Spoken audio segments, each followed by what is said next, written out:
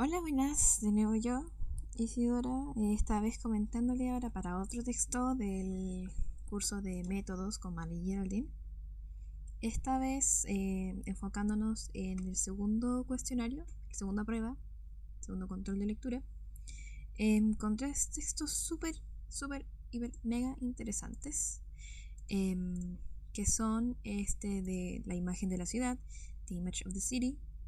Este texto de Jane Jacobs, La muerte y vida de las grandes ciudades.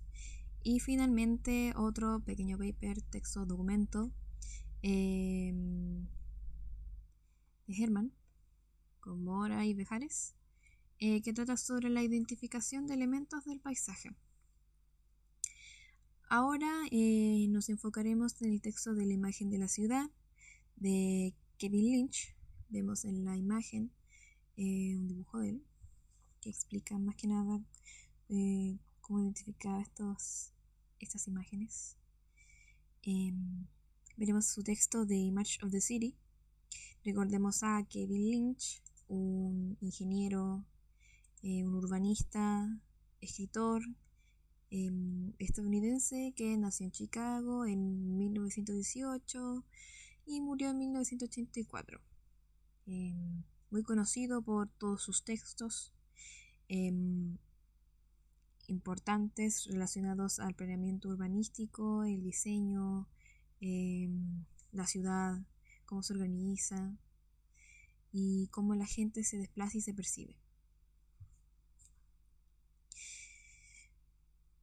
En este texto vamos a analizar las páginas 9 a 19 y después las 61 a las 64, que son como dos subtemas que hay en el texto, que es la imagen del medio ambiente y finalmente la imagen de la ciudad y los elementos.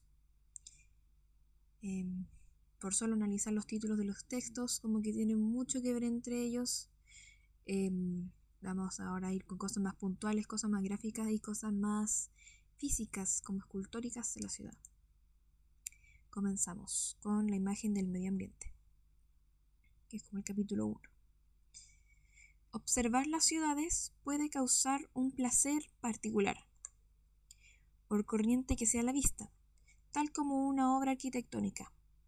También la ciudad es una construcción en el espacio, pero se trata de una construcción en vasta escala, de una cosa que solo se percibe en el curso de largos lapsos.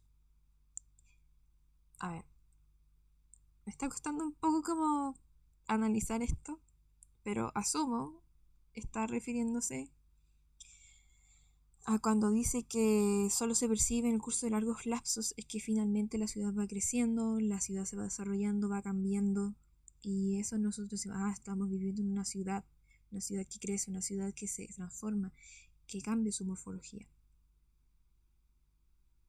Interesante, pues, viniendo de alguien que es ingeniero, que tiene como este otro punto de vista. Súper interesante también, no hay que menospreciarlo por eso. Sigue así el texto que el diseño urbano es, por lo tanto, un arte temporal. Ahí está como apoyando lo que decíamos antes, pero que solo rara vez puede usar las secuencias controladas y limitadas de otras artes temporales. Como rara vez. Ejemplifica la música, por ejemplo, en diferentes ocasiones y para distintas personas las secuencias se invierten, se interrumpen, son abandonadas, atravesadas. A la ciudad se la ve con diferentes luces y en todo tipo de tiempo. Claro, porque de repente puede cambiar para las personas cómo se ve la ciudad, puede ser... Entiendo ya un poco. Pero es complicado verlo así como cómo relacionaría la música con la ciudad. Solo porque se siente distinta tal vez. Se percibe distinta. Y con distintos tiempos dependiendo. Sigue que en cada instante hay más de lo que la vista puede ver. Claro, la vista igual en un sentido súper enfocado que a veces como que nos obliga solo a ver lo que estamos observando, pero tengamos en cuenta que nosotros vemos cierto ángulo nomás. Más de lo que el oído puede oír, lo mismo con los sentidos, un escenario o un panorama que aguarda ser explorado. Aquí llama a analizar nuestra ciudad. Nada se experimenta en sí mismo, sino siempre en relación con sus contornos, con las secuencias de acontecimientos que llevan a ello, con el recuerdo de experiencias anteriores. Claro, es como lo que nosotros vivimos, lo que nosotros entendemos finalmente es con lo que nosotros analizamos. Washington Street, colocada en un campo de labranza, podría tener el mismo aspecto que la calle comercial del corazón de Boston. No las conozco muy bien, pero ya se me hace como una idea capitalista de cómo es más o menos estos ejes, pese a lo cual resultaría absolutamente diferente. Claro, porque están insertas en otro contexto, entendamos hay otros factores distintos entre un lugar y otro, pero es súper entendible. Todo ciudadano tiene largos vínculos con una u otra parte de su ciudad. Su imagen está embebida de recuerdos y significados. Acá hablamos de los vínculos y de las personas. Sigue el texto así. Los elementos móviles de una ciudad, y en especial las personas y sus actividades, interesante cómo los denomina, elementos móviles, son tan importantes como las partes fijas. Me imagino como lo construido, lo que es inalterable. O sea, alterable en cierto momento, en cierta magnitud, pero entendemos como algo lo que está físico, puesto, empoderado.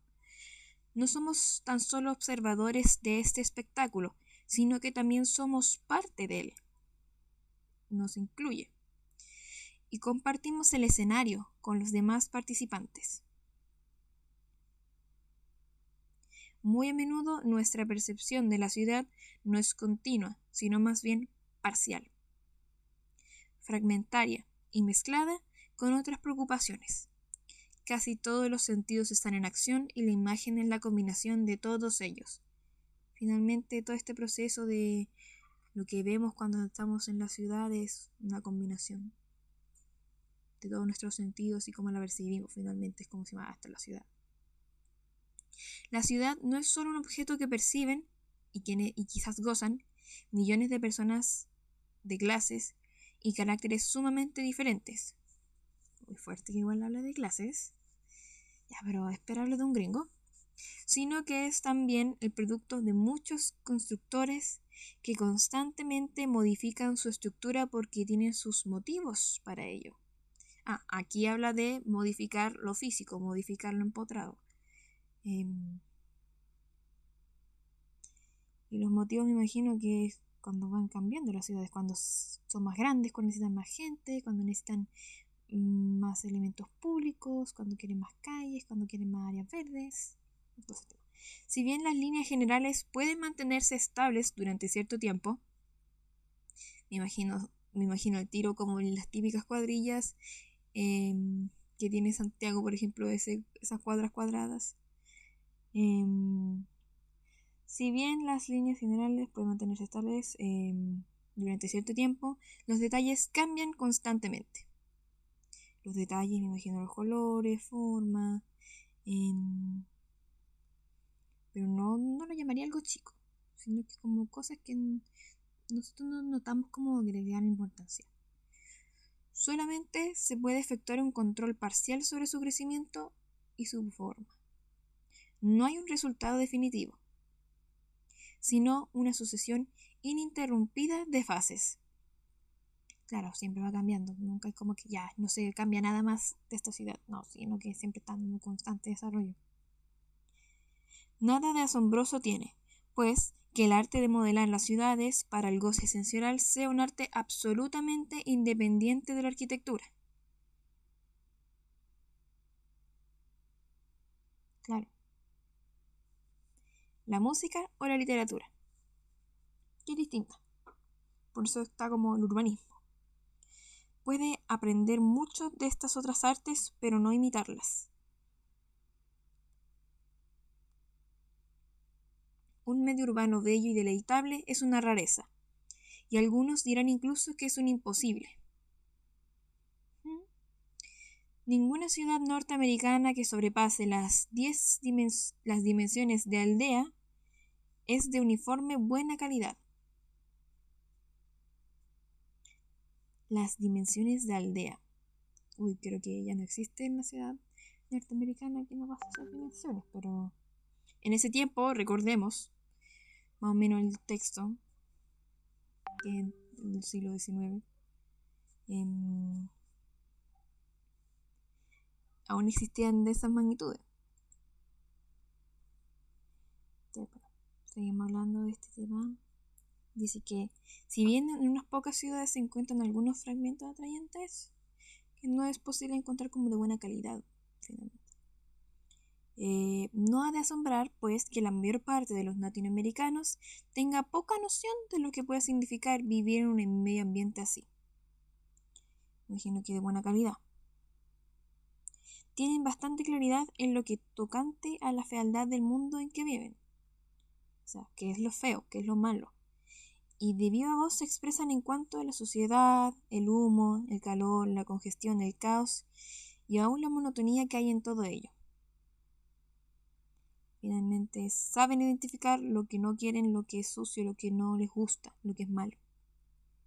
Pero casi no tienen conciencia del valor potencial de un contorno armonioso, de un mundo que pueden haber entrevisto fugazmente tan solo como turistas o como fugados viajeros durante las vacaciones.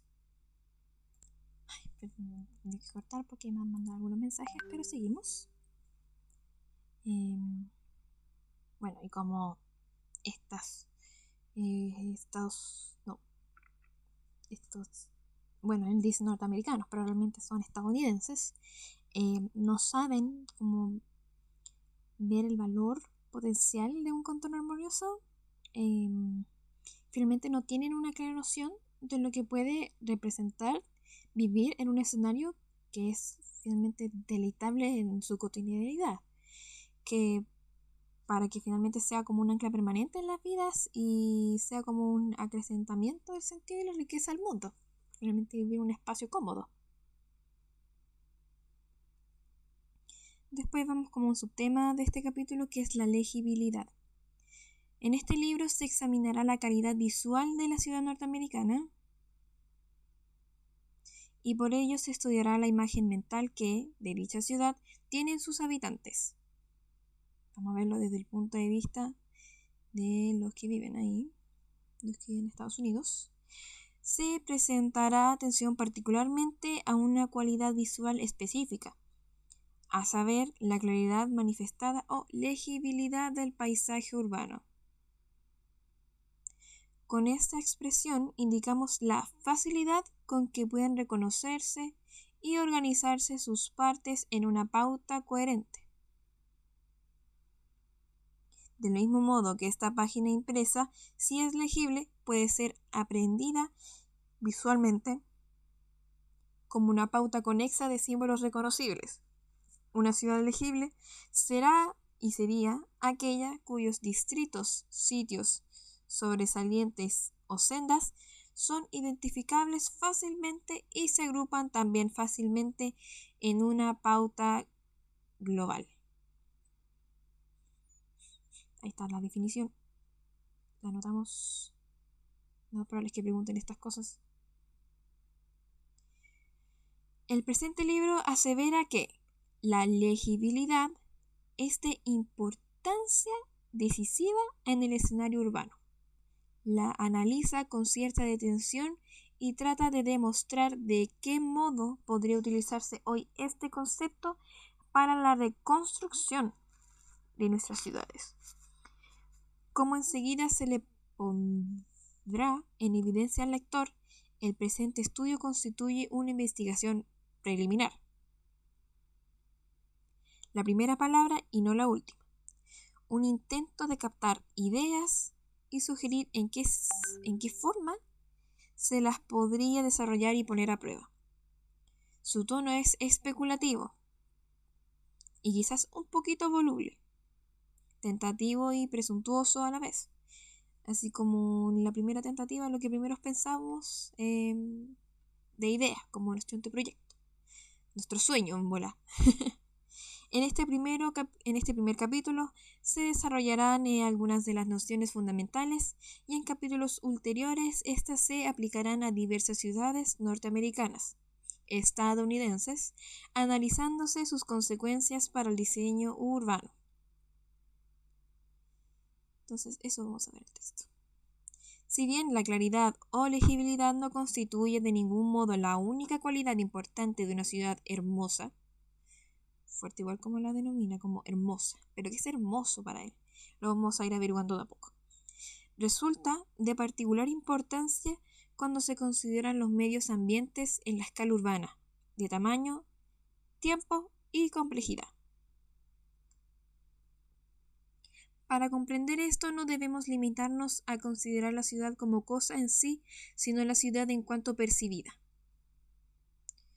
Nosotros nos vemos en un mapa y dibujamos una línea y decimos que esto es la ciudad, sino que le preguntamos a alguien y le preguntamos, no sé, ¿qué considera ciudad? ¿Por qué cree que esta es su ciudad? ¿Por qué cree que este lugar donde todos vivimos juntos es denominado ciudad? La estructuración y la identificación del medio ambiente constituyen una capacidad vital entre todos los animales móviles. Para ello, se usan claves de varios tipos. Por ejemplo, las sensaciones visuales de color, forma, movimiento, polarización de la luz, al igual que otros sentidos como el olfato, el oído, el tacto, la sinestesia, que es la combinación de esto cuando como que unos tienden a cambiar sus características, la sensación de gravedad y quizás de los campos eléctricos o magnéticos. Ya, y un poco exagerado, encuentro yo. Estas técnicas de orientación, desde el vuelo polar de una golondrina de mar hasta el modo de que una lepada halla su camino en la microtopografía de una roca, se hallan descritas en una vasta bibliografía que subraya su importancia. Y creo que acá menciona algunos textos. Asimismo, los psicólogos han estudiado esta capacidad en el ser humano, si bien lo han hecho en forma bastante esquemática o en condiciones limitadas de laboratorio. A pesar de que subsisten algunos enigmas, parece ya improbable que haya algún instinto mágico para dar con el camino. Más bien hay un uso y una organización coherentes de claves sensoriales, precisas, que proceden del medio exterior. Esta organización es de importancia fundamental para la eficacia y la supervivencia misma de la vida del libre movimiento. Perderse por completo constituye quizás una experiencia más bien rara para la mayoría de los habitantes de la ciudad de hoy. Nos apoyamos en la presencia de los demás y en medios específicos de orientación, como mapas, el número de las calles, las señales, los letreros de los autobuses, los letreros de las micros. Pero, si llega a producirse el percance donde la sensación de ansiedad y hasta de terror que lo acompaña nos revela hasta qué punto está vinculado el sentido de equilibrio y el bienestar, la misma palabra perdido significa en nuestro idioma mucho más que la mera incertidumbre geográfica. Tiene resonancias que connotan completo desastre. Ahí está como el análisis de finalmente cómo nos encontramos en la ciudad, cómo nos guiamos por ella igual.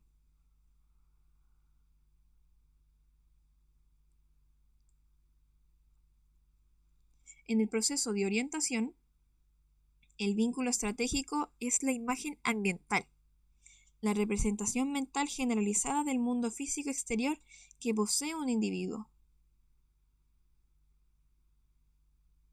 Esta imagen es producto, al mismo tiempo, de la sensación inmediata y el recuerdo de experiencias anteriores.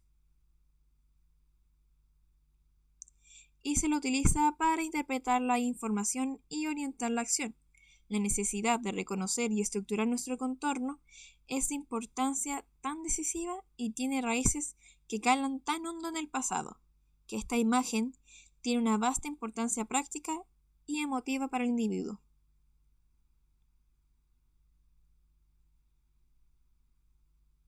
Es evidente que una imagen nítida permite desplazarse con facilidad y prontitud,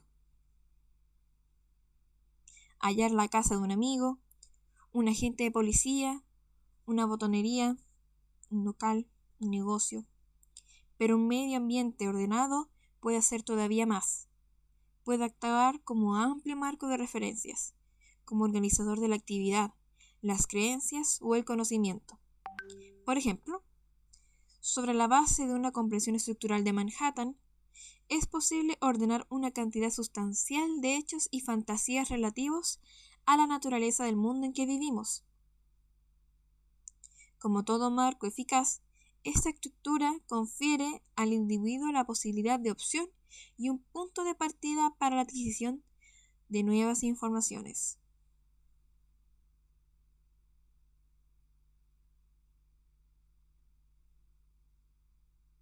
De este modo, entendemos una imagen nítida del contorno constituye una base útil para el desarrollo individual. Un escenario físico vívido e integrado, capaz de generar una imagen nítida, desempeña asimismo una función social. Puede proporcionar la materia prima para los símbolos y recuerdos colectivos de comunicación del grupo. Un paisaje llamativo es el esqueleto que aprovechan muchos pueblos primitivos para erigir sus mitos de importancia social. Los recuerdos en común de la patria chica han sido a menudo los primeros y más fáciles puntos de contacto entre los soldados durante la guerra. Esos eran ejemplos. Una imagen ambiental eficaz confiere a su poseedor una fuerte sensación de seguridad emotiva. Puede establecer una relación armoniosa entre sí y el mundo exterior. Esto constituye el extremo opuesto del miedo provocado por la desorientación. Significa que la dulce sensación del hogar es más fuerte cuando el hogar no solo es familiar, sino también característico.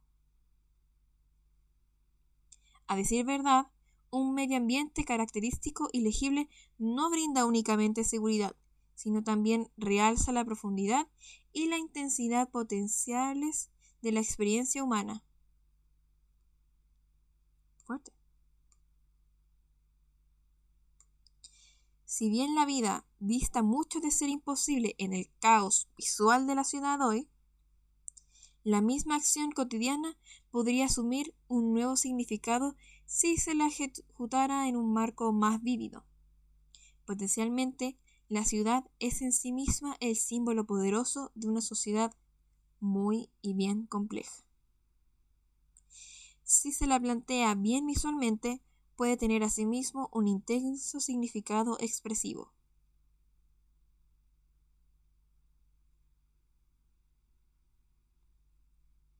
En contra de la importancia de la legibilidad física, podría argumentarse que el cerebro humano es maravillosamente adaptable, que con un poco de experiencia uno puede aprender a abrirse paso a través del contorno más desordenado y monótono. Abundan los ejemplos de navegación certera a través de los desiertos sin huellas del mar, la arena o el hielo, así como a través del laberinto de la selva. Pero incluso el mar cuenta con el sol y las estrellas, los vientos, las corrientes, los pájaros y sus propios colores, sin los cuales la navegación sin instrumentos sería imposible. El hecho de que solo profesionales expertos en navegación pudieran navegar entre las islas de la Polinesia, y esto únicamente después de un prolongado adiestramiento, indica las dificultades que impone este medio específico. La tensión y la ansiedad no faltaban ni siquiera en las expediciones mejor preparadas. En nuestro mundo, podríamos decir que casi todo ser humano puede, si es atento, aprender a navegar en Jersey City, pero solo a expensas de ciertos esfuerzos e incertidumbres. Por otra parte, los valores positivos con que cuentan los contornos legibles están ausentes. La satisfacción, el marco para la comunicación o la organización conceptual, las nuevas profundidades que pueden abrir en la experiencia cotidiana. Todos estos placeres son los que carecemos. Simplemente carecemos de estos. Por más que nuestro actual medio urbano no sea tan desordenado que llegue a imponer una tensión intolerable a quienes están familiarizados con él. Hay que conceder que el elemento laberíntico laberíntico, diría yo, o de sorpresa, tiene cierto valor en el medio ambiente.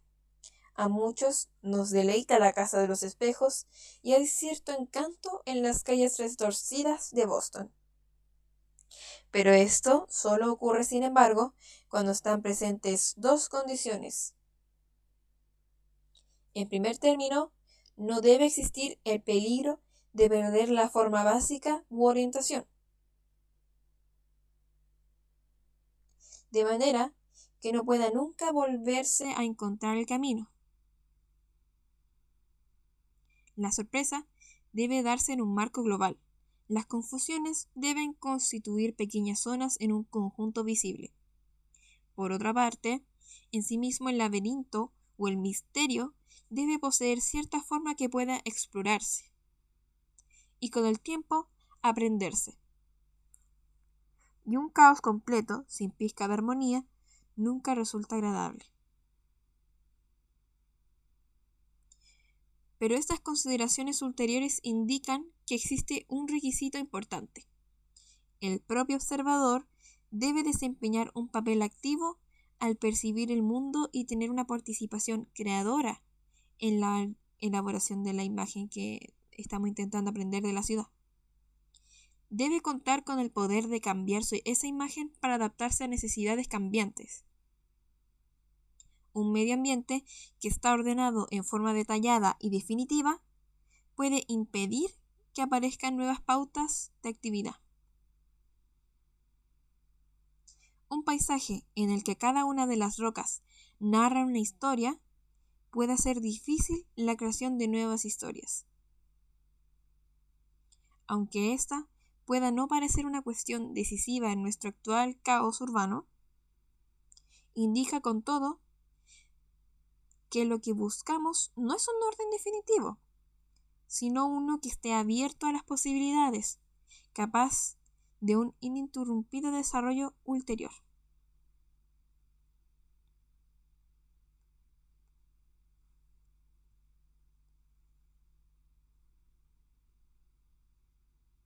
Después hablamos de otro subtema en este capítulo, que es la elaboración de la imagen. Las imágenes ambientales son el resultado de un proceso bilateral entre el observador y su medio ambiente. El medio ambiente sugiere distinciones y relaciones. Y el observador, con gran adaptabilidad y a la luz de sus propios objetivos, escoge, organiza y dota de significado lo que ve. La imagen desarrollada en esta forma limita y acentúa ahora lo que se ve, en tanto que la imagen en sí misma es contrastada con la percepción filtrada, mediante un constante proceso de interacción. De este modo, la imagen de una realidad determinada puede variar en forma considerable entre diversos observadores. Claro, porque cada uno tiene una percepción filtrada distinta. La coherencia de la imagen puede darse de diversas maneras. Puede ser poco en el objeto real, lo que resulta ordenado o notable, y pese a esto su imagen mental ha adquirido identidad y organización a través de una larga familiaridad. A un individuo puede resultarle fácil hallar los objetos que necesita en una mesa de trabajo para que para cualquier otro está completamente desordenado, por ejemplo. Por otra parte, un objeto visto por primera vez puede ser identificado y relacionado no porque sea familiar, sino porque se ajusta a un cliché ya construido por el observador.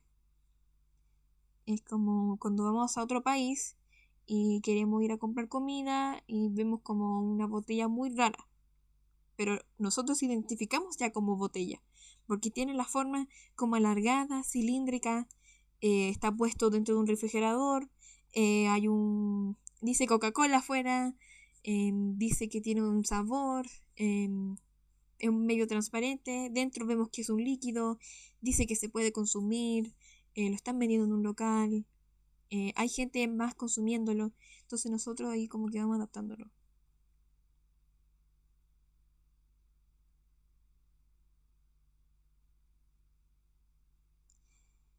Finalmente da el ejemplo que un norteamericano, un estadounidense, puede dar con la farmacia de la esquina, por muy poco discernible que ésta pueda ser para un bosquimano.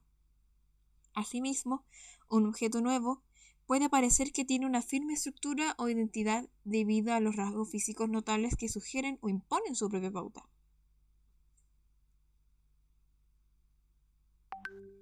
Así, el mar o una gran montaña puede atraer la atención de alguien que llega de las planicies del interior, incluso en caso de tratarse de un individuo tan joven o tan ignorante que no cuente con nombres para estos grandes fenómenos. Como el profesor Diego Vallejo nos explicaba que cuando fue a Argentina le parecía extraño el lugar, no lograba ubicarse, no lograba hallarse porque faltaba esta característica física natural que hay en Santiago, que es la cordillera, por ejemplo, que es igual es un elemento navegador que a nosotros nos permite ubicarnos dentro de la ciudad.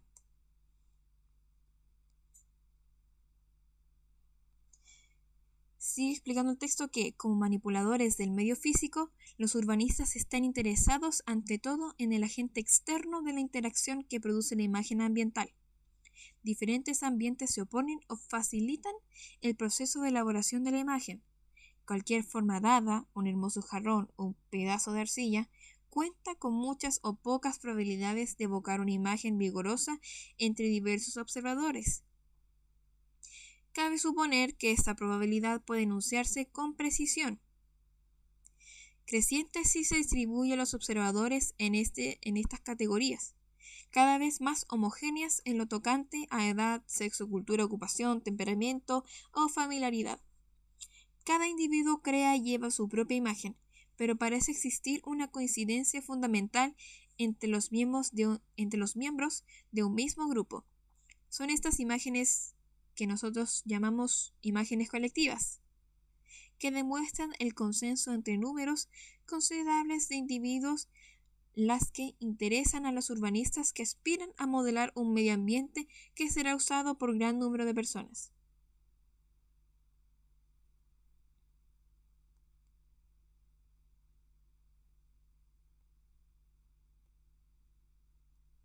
Por consiguiente, en este estudio se tiende a hacer caso omiso de las diferencias individuales. Por interesantes que las mismas pueden ser para un psicólogo, vamos a considerar ahora las imágenes colectivas. La primera consideración será para lo que podríamos llamar las imágenes públicas, las representaciones mentales comunes que hay en grandes números de habitantes de una ciudad. Se trata de los puntos de coincidencia que puede esperarse que aparezcan en la interacción de una realidad física única, una cultura común y una naturaleza fisiológica básica. Los sistemas de orientación que se han empleado varían muchísimo en las diversas partes del mundo, cambiando de cultura a cultura y de un paisaje a otro. El apéndice A ofrece ejemplos de muchos de ellos: sistemas de dirección abstractos y fijos, sistemas móviles y sistemas dirigidos a la persona, el hogar o el mar. El mundo puede ser organizado alrededor de un conjunto de puntos focales, o partido en regiones nominadas o bien ligados mediante rutas que se recuerdan.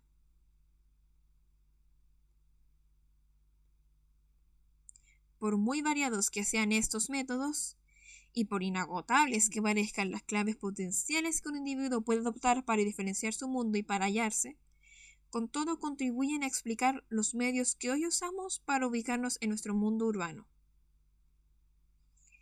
En su mayor parte, estos ejemplos parecen hacerse eco, en forma bastante curiosa, de los tipos formales de elementos imaginísticos en que podemos dividir adecuadamente la imagen de la ciudad, a saber, senda, mojón, borde, nodo y barrio. En el capítulo 3 se definirán y analizarán estos elementos, que son los que nosotros vamos a analizar, y los que la profe también nos dio como enfoque. Después hay otro subtema que es la estructura de la identidad, que habla de una imagen ambiental puede ser distribuida analíticamente en tres partes: a saber, identidad, estructura y significado. Resulta útil abstraer estas partes a los fines del análisis, pero debe recordarse que en realidad siempre aparecen conjuntamente. Una imagen eficaz requiere, en primer término, la identificación de un objeto, lo que implica su distinción con respecto a otras cosas y su reconocimiento como identidad separable. A esto se le da el nombre de identidad, no en el sentido de igualdad con otra cosa, sino con el significado de individualidad o unicidad. En segundo término, la imagen puede incluir la relación espacial o pautal del objeto con el observador y otros objetos. Por último, este objeto puede tener cierto significado práctico o emotivo para el observador. El significado es asimismo una relación, pero se trata de una relación completamente diferente de la espacial o pautal. Así, una imagen que es útil para encaminar una salida exige el reconocimiento de una puerta como entidad diferenciada de su relación espacial con el observador y su significado como agujero que permite salir.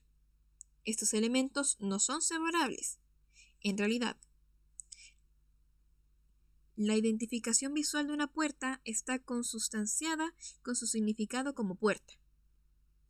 No obstante, es posible analizar la puerta en términos de identidad de forma y claridad de posición, considerados como elementos anteriores a su significado.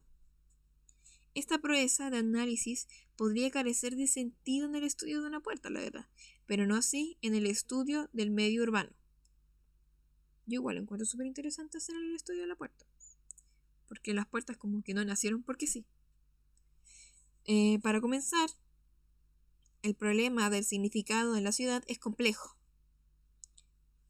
Es menos probable que las imágenes colectivas de significado sean coherentes en este nivel que las percepciones de identidad y relación. Por otra parte, el significado no está influido tan fácilmente por la manipulación física como estos otros dos componentes. Si nuestro objetivo consiste en construir ciudades para el goce de grandes grupos de personas con antecedentes sumamente diversos, y ciudades que además son adaptables para propósitos futuros, mostraremos sensatez si finalmente concentramos la atención en la claridad física de la imagen y permitimos que el significado se desarrolle sin nuestra guía directa.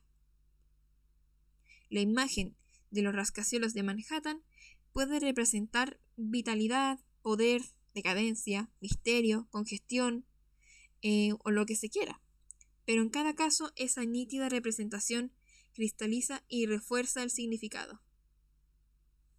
Los significados de una ciudad son tan diversos, incluso cuando su forma pueda resultar fácilmente comunicable, que parece posible separar el significado de la forma, al menos en las primeras fases de análisis.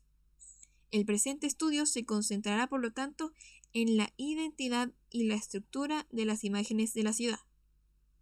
Para que una imagen posea valor para la orientación del espacio vital, es necesario que tenga diversas cualidades. Debe ser suficiente, auténtica en un sentido pragmático y permitir que el individuo actúe dentro de su medio ambiente en la medida deseada. El plano, sea o no sea exacto, tiene que ser lo bastante bueno para que uno llegue a su destino. Debe ser lo suficientemente claro y bien integrado de manera tal que resulte económico en materia de esfuerzo mental. En otras palabras, el plano tiene que ser legible. Asimismo, debe ser seguro, con tal abundancia de claves que permita alternativas y aminore el peligro de fracaso. Si una luz se enciende y se apaga, es la única señal que de un recodo crítico, la falta de energía eléctrica pueda provocar desastres. De preferencia, la imagen debe ser de extremo abierto, adaptable a los cambios, permitiendo que el individuo siga indagando y organizando la realidad. Conviene que haya espacios abiertos en los que pueda extender el dibujo por su cuenta. Por último, la imagen debe ser comunicable en cierta medida a los otros individuos. La importancia relativa de estos criterios de imagen buena variará en los casos de diferentes personas en diferentes situaciones. Uno apreciará un sistema económico y suficiente, en tanto que otro preferirá un sistema de extremo abierto y comunicable.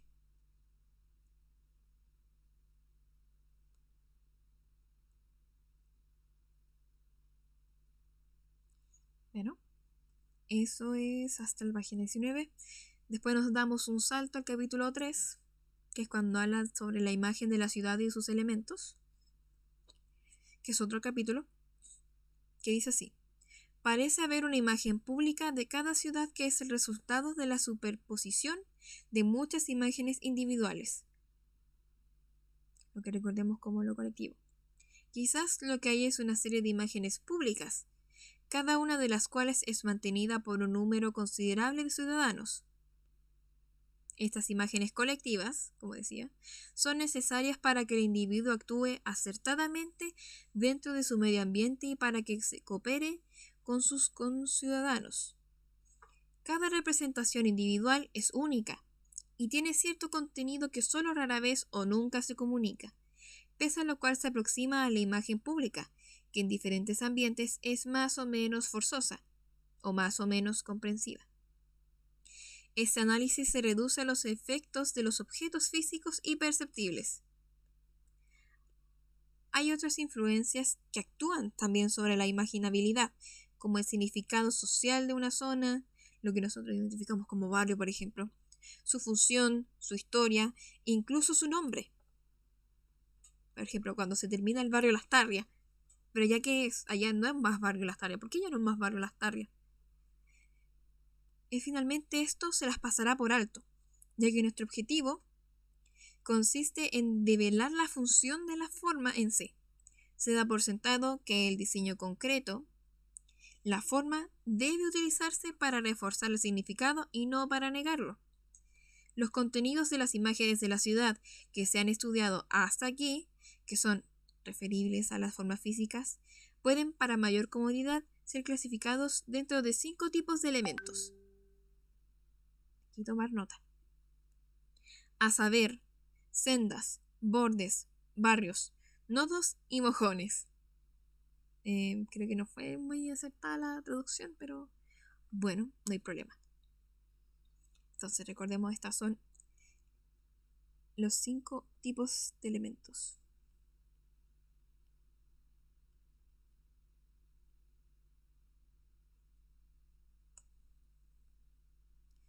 Y acá los comienza a describir cada uno. Decir verdad, estos elementos pueden resultar de aplicación más general, puesto que parecen reaparecer en muchos tipos de imágenes ambientales, según pueden verse en el apéndice. A. Estos elementos pueden definirse de la siguiente forma. Las sendas son los conductos que sigue el observador normalmente, ocasionalmente o potencialmente. Pueden estar representados por calles, senderos, líneas de tránsito, canales o vías férreas. Para muchas personas son estos los elementos preponderantes en su imagen. La gente observa la ciudad mientras va a través de ella, y conforme a estas sendas se organizan y conectan los demás elementos ambientales. Después tenemos los bordes. Los bordes son los elementos lineales que el observador no usa o considera sendas. Son los límites entre dos fases, rupturas lineales de la continuidad como playas, cruces de ferrocarril, bordes de desarrollo, muros. Constituyen referencias laterales y no ejes coordinados. Estos bordes pueden ser vallas más o menos penetrables que separan una región de otra, o pueden ser bien suturas, líneas según las cuales se relacionan y unen dos regiones. Estos elementos fronterizos, si bien posiblemente no son tan dominantes como las sendas, constituyen para muchas personas importantes rasgos organizadores, en especial en la función de mantener juntas zonas generalizadas, como ocurre en el caso del contorno de una ciudad trazado por el agua o por una muralla. En tercer punto tenemos los barrios. Los barrios o distritos son las secciones de la ciudad cuyas dimensiones oscilan entre medianas y grandes, concebidas como de un alcance bidimensional y en el que el observador entra en su seno mentalmente y que son reconocibles como si tuvieran un carácter común que los identificara. Siempre identificables desde el interior, también se los usa para la referencia exterior en caso de ser visibles desde afuera, por ejemplo cuando son de gran escala. La mayoría de las personas estructura su ciudad hasta cierto punto en esta forma, quedando margen para las diferencias individuales en cuanto a si las sendas o los barrios son los elementos preponderantes. Esto parece depender no solo del individuo, sino también de la ciudad de la que se trata. O sea que son como a la misma escala de importancia que las sendas y los barrios, como que están lo que finalmente dividen o se logra identificar en la ciudad. Después tenemos los nodos, que los nodos son estos puntos estratégicos de una ciudad en los que puede ingresar un observador y constituyen los focos intensivos de los que parte o en los que se encamina.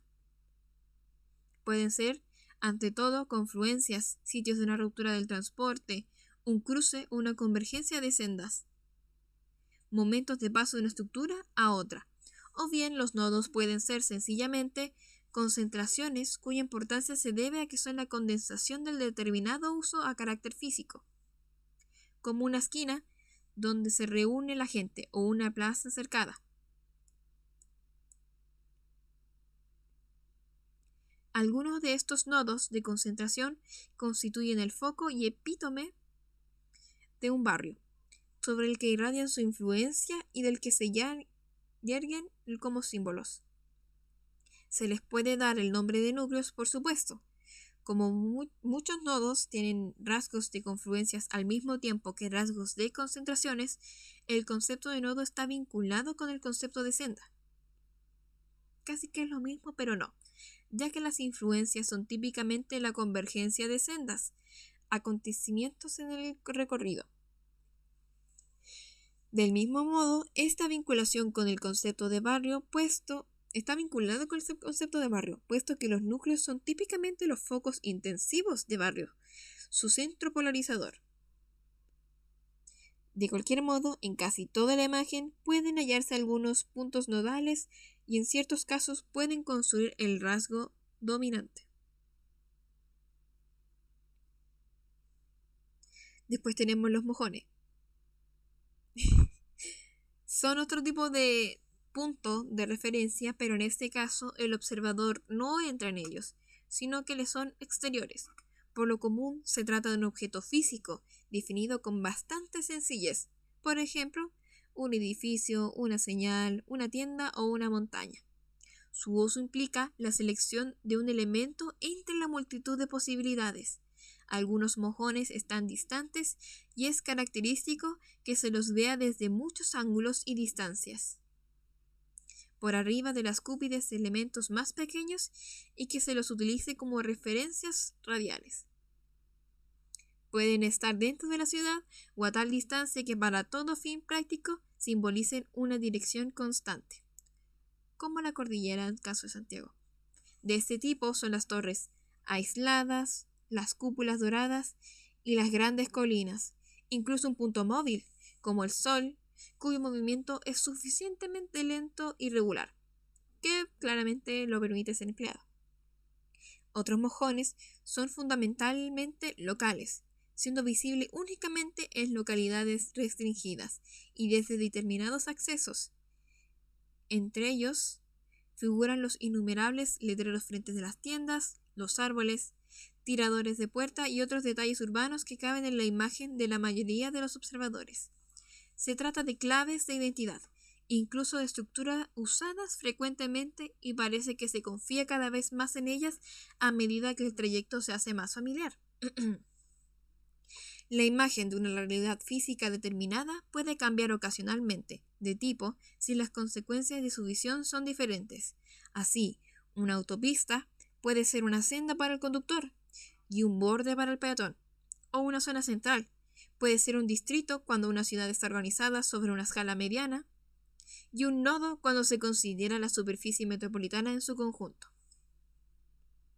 Pueden significar distintas cosas dependiendo de uno, dependiendo de quién lo está viendo, un conductor, un peatón, un ciclista. Pero las categorías parecen tener estabilidad para un observador, determinado cuando actúa en un nivel determinado. Ninguno de los tipos de elementos analizados anteriormente existe en realidad en estado de aislamiento. Los barrios están estructurados con nodos, definidos por bordes atravesados por sendas y regados de mojones. Por lo regular, los elementos se superponen y se interpenetran. Si este análisis comienza por diferenciar los datos en categorías, debe terminar con su reintegración en la imagen total.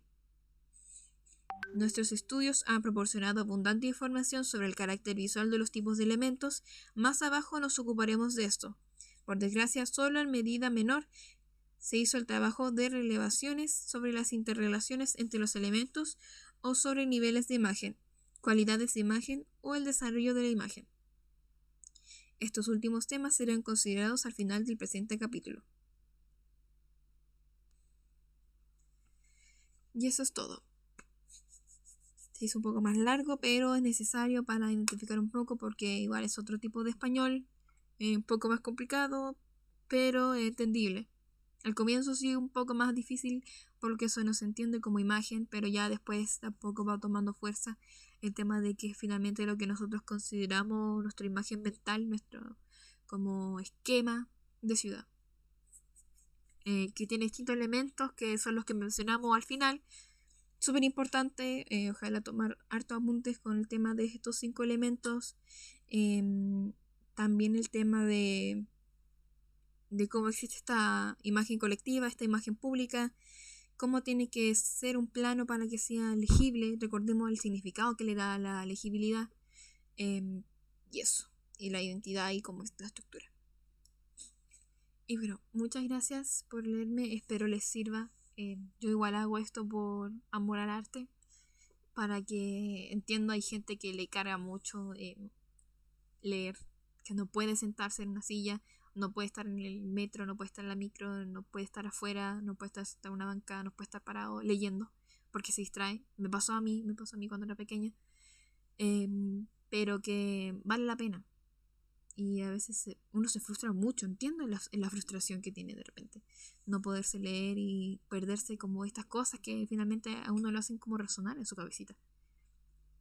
Así que esta es una oportunidad para aquellos que les resulta más fácil escuchar a alguien y que debatan la idea y que substancia igual una parte del texto y sirva de traducción también, porque hay palabras que ni idea tengo yo. Me gustaría también como generar como estas instancias de diálogo y conversarlo con alguien más para que también, tal vez me estoy equivocando en algo y me diga así como, si ahora sabéis que la verdad es que no está hablando de esto, el texto está hablando de cualquier otra cosa. Me serviría mucho, pero como dicen los profesores, no hay tiempo. ¿Por qué? Porque nosotros no nos organizamos, porque ellos tampoco se organizan. Pero bueno, ya es un problema y que complicado resolverlo. Muchas gracias.